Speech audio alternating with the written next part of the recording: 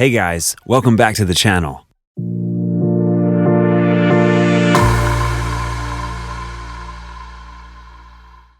Lately, the crypto market hasn't been the funnest place to be in, obviously, but for those who are longtime holders, right now is the perfect time to stack up our coins.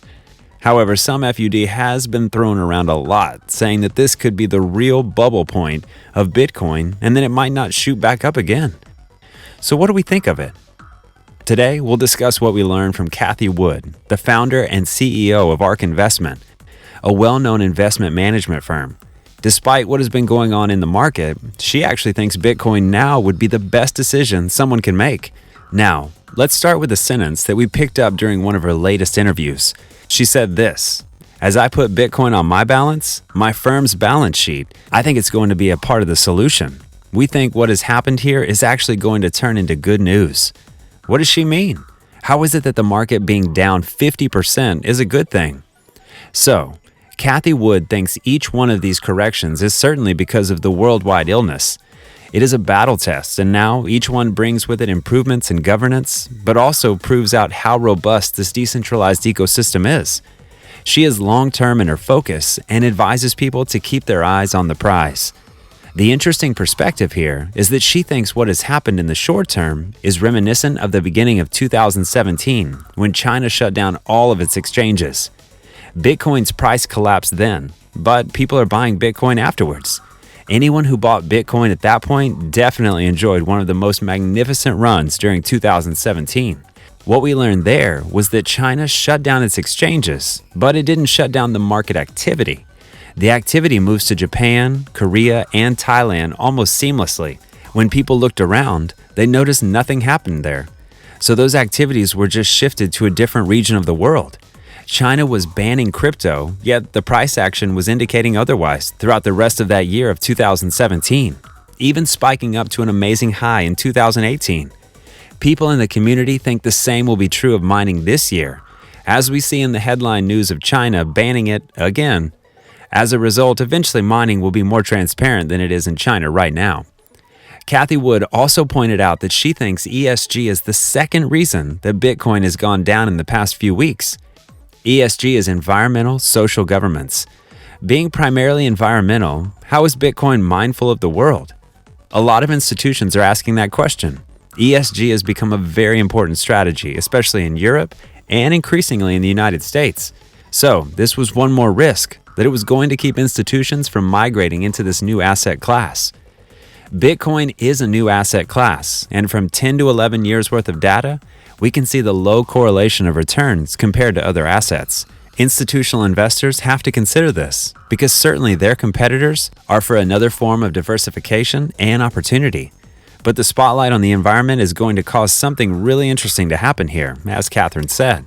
Cathie Wood and her colleagues just wrote a paper with Square about the ramifications of putting Bitcoin mining into a solar power world merchant power ecosystem, so that it could absorb all the extra energy coming from the sun after the power pack is filled up. That would add a new dimension of economics to this ecosystem and would encourage homeowners to add more solar to their own ecosystems than otherwise would be the case. So it's actually going to accelerate the Bitcoin mining movement into renewables. I think that's what's going to bring institutions back into this asset, and Elon Musk is going to be a part of that solution. Now you know why Cathie Wood thinks what has happened here is actually going to turn into good news. Of course, looking at our portfolio negatively isn't a fun thing. However, if we look at the potential solutions Bitcoin has to offer the world and focus on the big money that is being poured into it, we can only be optimistic that stacking the coins now would be the best decision to make. We heard that some institutions are taking advantage of this 50% drop in the price. They'd been worried about top ticking, and we think they believe half of the solution is understanding the problem in terms of ESG and just putting a spotlight on it. So as Catherine observes, some institutions may have been optimistic, but not very many. She thinks this was more of a showstopper, at least temporarily for a lot of institutions. What about the idea that one person's tweet could cause this amount of damage? Well, Catherine herself has expressed in an interview that she has been involved with Tesla for a very long time, and they are getting used to this. She thinks that he was probably just after a call with Larry Fink at BlackRock.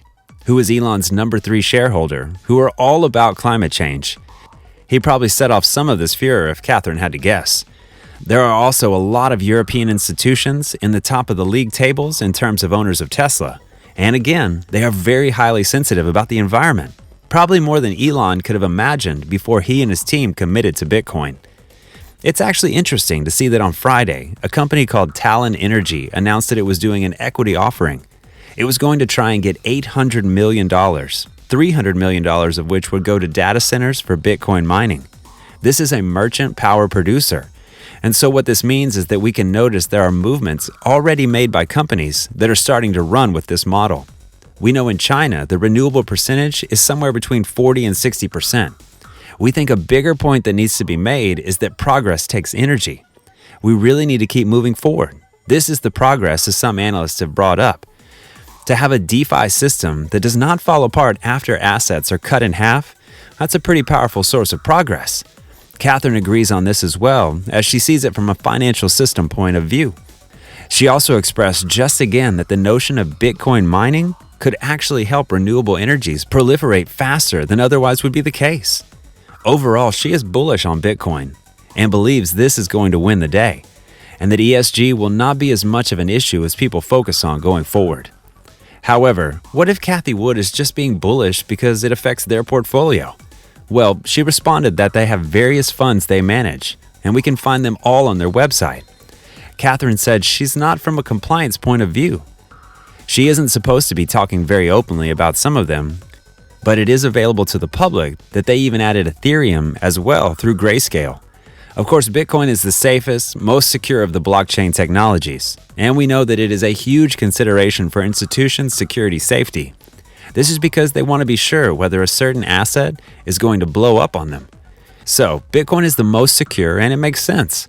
It's the right place to start because the correlation of returns is very low, and it also is the leader of the pack. If we look at 2017 as the crypto world took off, it was led by Bitcoin. Here again, in this last 6 months, the market was led by Bitcoin, so different institutions will diversify into other crypto assets, but they have to walk before they run. And we think they have to feel safe and secure in the knowledge that their assets are not going to be in harm's way. Maybe the volatility is there, but their Bitcoin will always be there. It will not be confiscated in any way that they might fear. That's why you're seeing the institution movements are into Bitcoin.